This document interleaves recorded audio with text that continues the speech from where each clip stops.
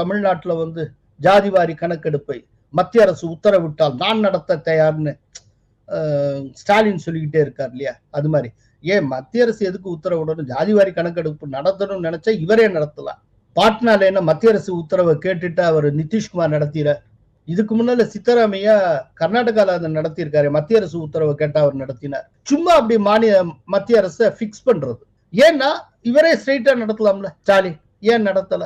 அதுக்கு காரணம் இங்க இருக்கிற சிறுபான்மையினர். இங்க இருக்கிற சிறுபான்மையினுடைய விழுக்காடு எவ்வளவோ அதை காட்டிலும் மிக அதிகமாகவே அவர்கள் அரசு பணிகளில் இருக்கிறார்கள் என்று ஒரு பொதுவாக நம்பப்படுது. இப்ப நீங்க இந்த மாதிரி கம்ப்ளீட்டா ஒரு கணக்கெடுப்புலாம் நடத்துனீங்கன்னா எல்லாமே அம்பலப்பட்டு விடும். இது எல்லாமே கேள்விக்குள்ளா.